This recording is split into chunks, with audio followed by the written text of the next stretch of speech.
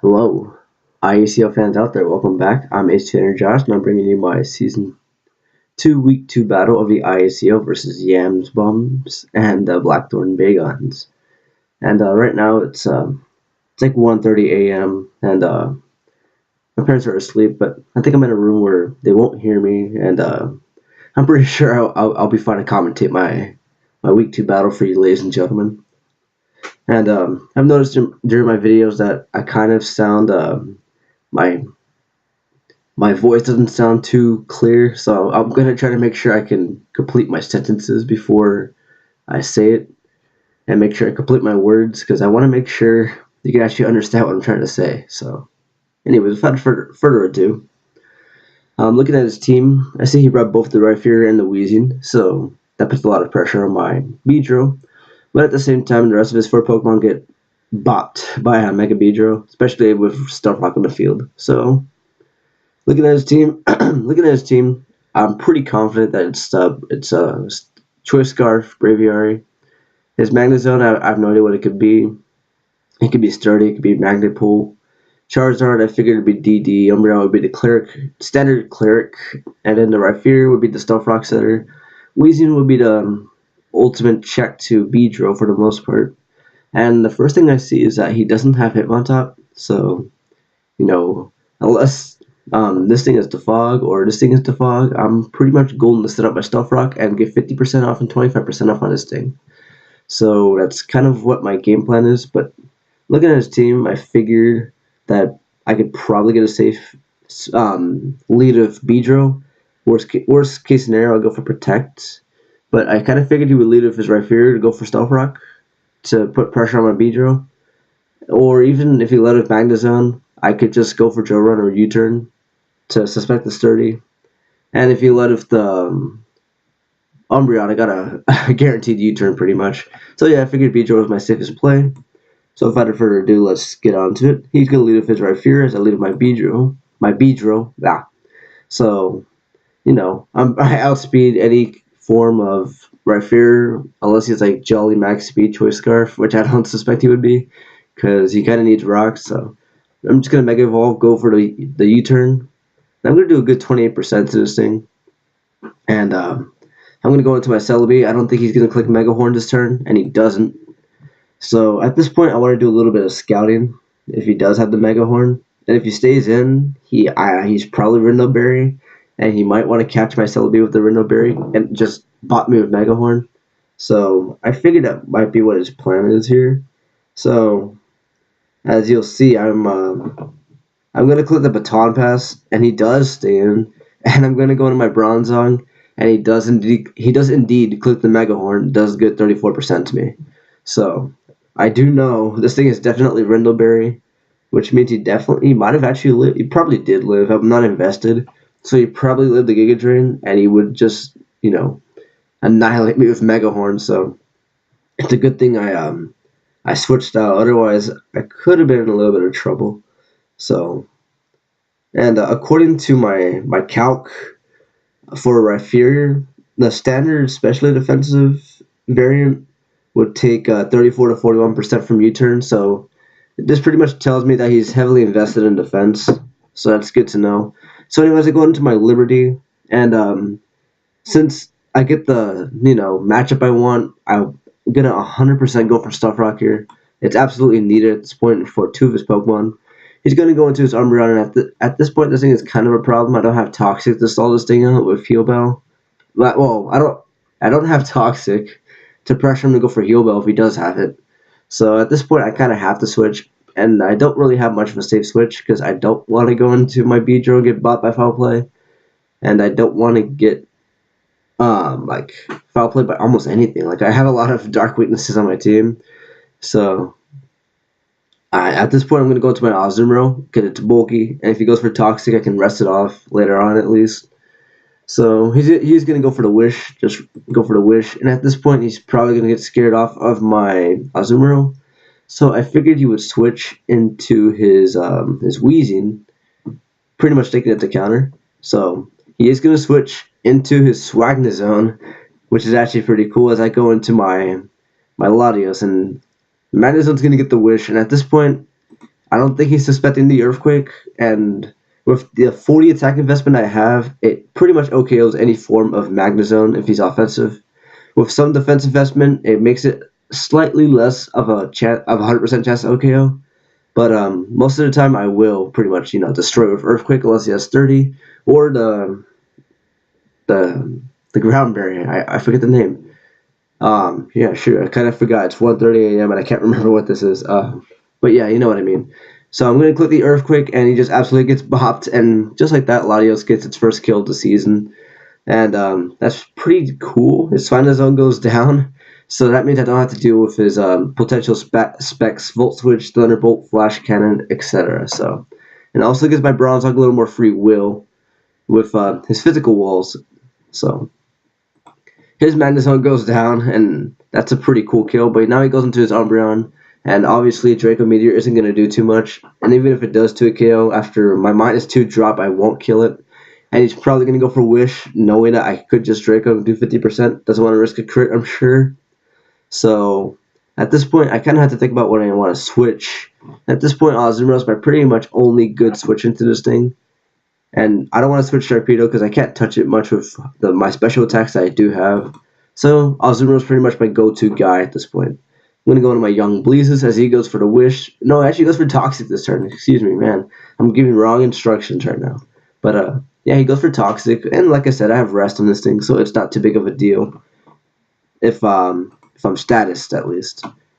And I'm just going to go for the Whirlpool again, just in case he stayed in, but he doesn't. And I could have easily predicted this, gone to my Lottie. That would have been cool, but I just go for the Whirlpool. I do 11%, which is pretty funny.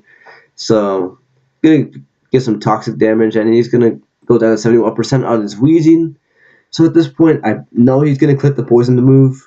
So I'm going to go into my Bronzong so I can, be immune to his Poison Bombs. And as you'll see, I'm immune to his Poison Bombs. So at this point, I know he's going to probably switch into his Umbreon, but I don't want to not waste. I don't want to not waste an opportunity to hit this thing with a Psychic. It won't kill most likely, but it will do a good amount of damage to the point where it pretty much dies to any move. So even my Celebi is Giga Drain after a Psychic. So I kind of want to click Psychic, and he goes into his Umbreon, and I'm going to click Psychic, and it doesn't do anything. So that sucks. So at this point, I'm back at this predicament that I've been in for the past 2, now 3 turns at this point. So at this point, I can only switch into my Azumarill. It's my only clean switch in. And at this point, I know he probably will click the Wish. It's his best play. But he goes for the Foul Play, which is also a good play because I don't have a lot of switch-ins to Foul Play. Just looking at my team, I don't. So at this point, I'm getting whittled down. So I know Rest is my best play. I'm going to go for Rest, and now I have to waste 2 turns trying to wake up somehow, some way. But if he stays in with his Umbreon, or even switch, I will get a guaranteed burn turn. So I do get my first guaranteed burn sleep. I need 1 more to wake up, of course. And at this point, he goes into his Loremi Tunzo, the Weezing. Pretty funny name. And at this point, there's not much I can really do.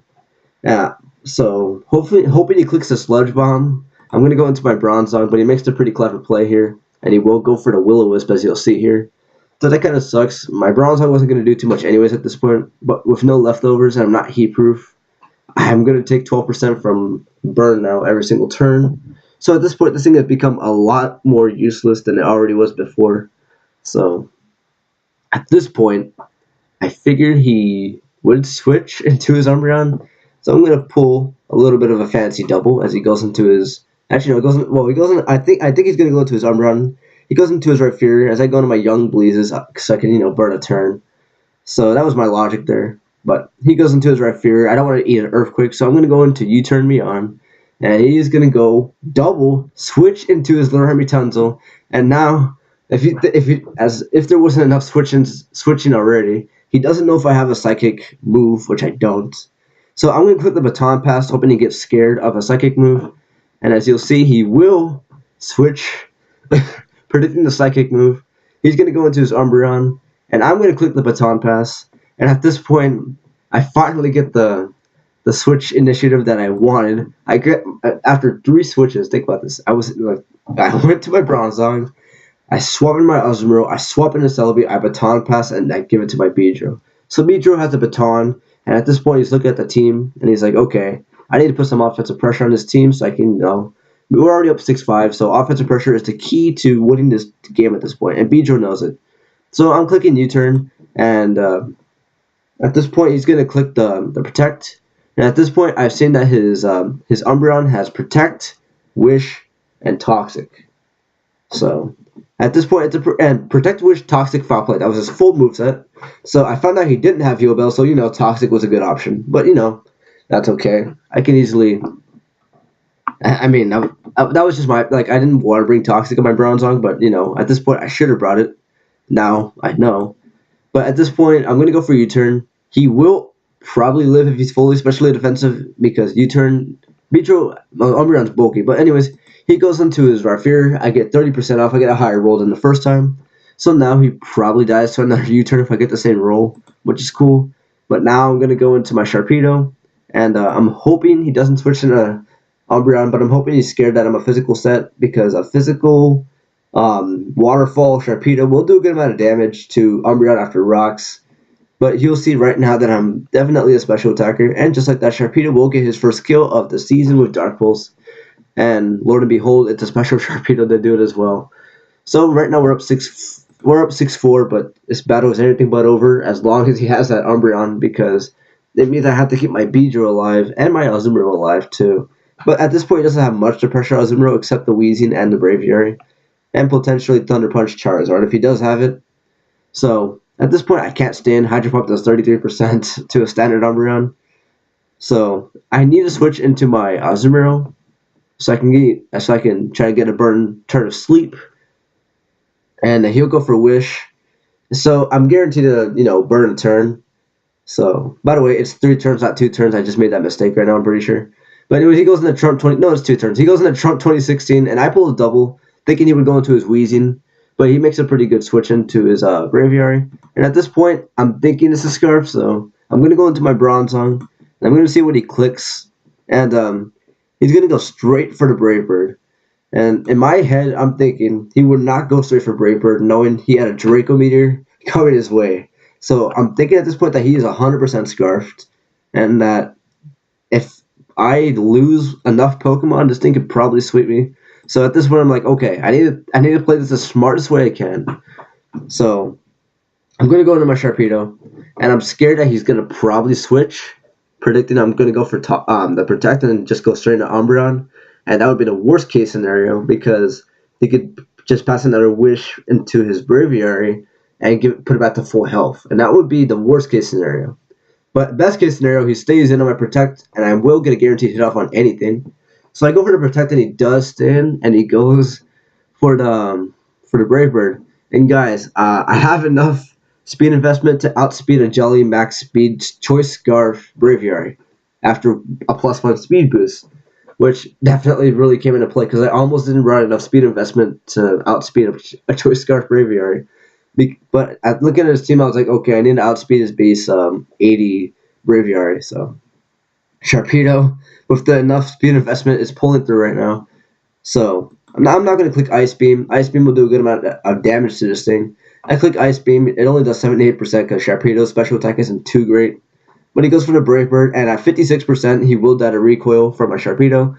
So Sharpedo gets the double downer. I have no idea I have no idea how that works for statistics. Who gets the kill? Well, Braviary gets the kill on my Sharpedo, but Braviary kills itself. So obviously nobody gets the kill there, but that's okay. I go to my Beedrill as he goes into his Umbreon, and this was I was actually thinking about this play because I was thinking he would go into Weezing or Charizard, but Charizard died of Poison Jab, so it doesn't really matter. But I was thinking it's a 50-50. He goes into his Weezing. That's bad because he'll probably get a Sludge Bomb off on anything. And that is the worst case scenario, especially if he gets a Poison on my Latios switching, which would be my switching, if you couldn't tell from the tone of my voice. So, obviously, if he went into Weezing, that was the worst case scenario. I could have also, sacked my Celebi, but I didn't want to do that just yet because it still serves some purpose, but not a lot. So at this point, he does switch into his Umbreon as I go into my Mega Beedrill, and that was the best case scenario. So I'm just going to click U-turn. He's going to click Protect to get more HP. But even if he's especially defensive, he 100% dies to U-turn from this range. I have no idea what his spread is though yet. So he could be the physically defensive set. He's going to go to Remy Tunzel. As I go for the U-turn, I get a good 21% off. And I'm going to go into my Latios, and I'm going to put some good pressure on him. And at this point, Psyshock would kill. But I was afraid of him going into the Umbreon. And the Umbreon switching would be bad. So I'm just going to go for the Draco. If he does switch into his Umbreon, he's pretty much forced to go for a Wish. I can just go right back into my Beedrill and pressure him again. And with the U-turn / Poison Jab. So that was my logic. I'm just going to drop a big Draco on his team. And just like that, the Weezing's going to get bought by a Draco Meteor. And just like that, Latios gets 2 kills this week, which is pretty amazing. I'm satisfied with that for sure. Now he's going to go back into his Umbreon. This thing has been a pain this entire time. I've been looking at its face like, God dang it, man, I hate you. But now he's down to his Charizard and his Umbreon. And if his Charizard doesn't have Thunder Punch, Azumarill pretty much wins the game by itself. So I'm just going to go right back into my Azumarill. This thing absolutely stops it. It can't do anything to me unless he's anything really. There's nothing he can do to stop this Azumarill. He's going to go for Foul Play, do a measly 6%, which is basically leftovers recovery. I burnt my last turn of sleep, so I'm guaranteed to wake up next turn. I'm going to go for the Whirlpool. If he goes into Charizard, I could just, I can Pair Song, and I do have the Encore if I predict the Thunder Punch, or Dragon Dance. Well, not Thunder Punch, but if I do Encore into Thunder Punch, I could go into Celebi, but Nasty Plot, and pretty much win.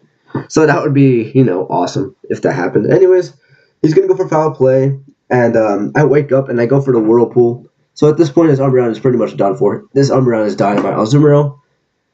Oh crap, what did I just do? Oh crap, okay. Yeah, okay, ignore that. Okay, yeah, I go for Whirlpool, and this thing is dying to my Azumarill. So, as you can see, we're just going to follow a sequence of plays where my Azumarill is going to click the Pair Song next turn. He is going to go for Toxic, but the damage is already done. This thing is gonna die. So, the Azumarill does what it was built to do. Hunter, shout out to Hunty. My front office helper, he was the one that suggested Paris Trapper Azumarill. Even though I'm pretty sure Play Rough would have just dealt with this pretty well. This deals with it as well as Charizard. So this is cool. But at this point, I Encore him and I go for Rest. So this could be susceptible to Dragon Dance Charizard, but some people like Hunter was telling me dude, you gotta be careful. You might just choke the game if you don't play this correctly. I'm like, okay, don't worry. My Beedrill kills Charizard after Rocks, most likely with Drill Run and Poison Jab, even if he's defensive. So I'm not too worried about what happens. So I'm gonna just switch out to my Latios. It's my most susceptible member, and he will kill me with Foul Play. Umbreon gets a kill, which is awesome for it, and Azumarill will get the kill against Azumarill with Pair Song. So I'm going to go to my Beedrill, and I'm going to go into my Charizard. Now, let me explain why. By the way, he actually forgot his HP investment. It's down 50% instead of 51%. But anyways, let me explain my reasoning for sacking Latios. Okay. If I went into my Celebi, and he went for Foul Play when he died to Pair Song, that gave Charizard an opportunity to go for a Dragon Dance, and that would have been the worst case scenario, especially if he had Thunder Punch, because then it would beat my Azumarill at +1, and I would pretty much lose the game at that point. So going into Celebi was not my best play. That would have been the worst play I could have done, actually, besides sacking Azumarill, which would have been okay as well, because I pretty much had done his job. But, I either went into my Beedrill or my Latios. And Latios was pretty much the best play. And even if I sacked Mega Beedrill, it pretty much meant Latios got another kill, which would have been, awesome, but I want to give Mega Beedrill a kill, so I'm going to resume the match. He doesn't have Protect, and even if he did, I outspeed. I'm going to go for the Poison Jab, and I just kill him, and just like that, the Texas Turtwigs and Ace Trainer Josh, known as me, will get the 3-0 win versus Yams, and just like that, we're back to a +1 differential and a 1-1 record. Which is, I'll take those apples. My team, they performed really well. Despite what the people have been telling me, it definitely formed a lot of synergy. Even when Bronzong was obviously not helping, it definitely helped with the Weezing to avoid my Azumarill getting damage, as well as my Celebi. But obviously, if I made some mistakes, I could have lost to the Braviary with Brave Bird. I could have the Umbreon could have been a problem. So I'm definitely satisfied with the way I played. Like I think I played extremely well. Like I think I played to the potential that I have shown in previous matches, and I did really like. In my opinion, I did really good. I'm really happy with myself. But yeah, now I'm gonna go over my week 3 opponent, which is actually Flame. So I might as well go over what his team is before we break the video and call it a night. So yeah, we're going against the leader and the inventor of the IACL, which is Flame Dog 3. And his team consists of Mega Gardevoir, Hydreigon, Golbat, Alomomola, Heracross, Rotom Heat, Cradily, Sigilyph, Tauros, and Donphan. And his franchise was actually Donphan, which is pretty interesting. Pretty interesting Pokemon franchise. I definitely like it. I kind of wanted Donphan, but I kind of forgot he franchised it during the draft. So yeah, that was cool. I like Donphan. But looking at his team, I'm definitely excited to play it. And especially since he has a perfect counter to my Beedrill known as Golbat. So yeah, I'm definitely excited to prep for his team. I love his team. He has the Mega Gardevoir and the Hydreigon, which is definitely pretty sweet. But yeah, that's pretty much the recording for today. I'll be back next week with my Week 3 team builder for Flame Dog 3. And I might try to do a live commentary, but the only problem with live commentary is that my parents are around most of the time with when battles are going on, and I don't want to be distracted to my family. So most of the time I do my post commentary battles when they're asleep. So that's most likely what I'll do. But if I can, I'll try to do a live battle, which would be pretty cool. You'd be able to hear my logic and my thought process. But yeah, that's pretty much the video. 22 minutes is a little too long in my opinion, but whatever. I mean, most of you guys probably don't watch most of this video, but if you guys do, God bless your heart, because I appreciate it. So yeah, that's me, and I'll be signing out for today. Au revoir, and peace, guys.